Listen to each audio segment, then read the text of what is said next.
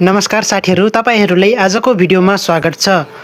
आजको भिडियोमा हामीहरू कुरा गर्नेछौँ तपाईहरूले चाहिँ घरमै बसेर तपाईको कति युनिट आयो सजिलै चेक गर्न सक्नुहुनेछ है।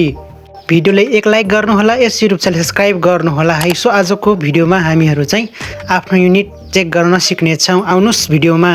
तपाईहरू चाहिँ आफ्नो मिटरको अगाडि जानुहोला र तपाईहरू चाहिँ यहाँ देख्न सक्नुहुनेछ एउटा कालो चाहिँ बटन रहेको छ। तपाईहरुको चाहिँ रातो पनि हुन सक्छ। सब तपाईले चाहिँ 4 चोटी अथवा 5 चोटी थिच्नु पर्ने हुन्छ।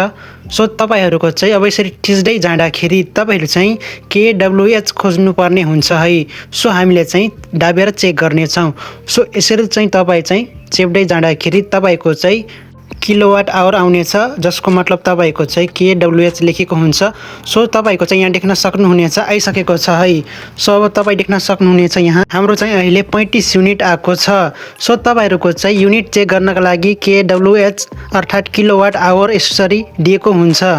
सो अब तपाईको चाहिँ यो त तपाईको आजसम्म युनिट हो। अब तपाईले चाहिँ हाम्रो यो 1 महिनाको युनिट कति आयो यसरी चेक गर्नका लागि तपाईले चाहिँ पुरानो बिल ल्याउनु होला, अर्थात लास्ट मन्थको यो भर्खरै तिरेको महिनाको तपाईको चाहिँ बिजुली बिल ल्याउनु होला।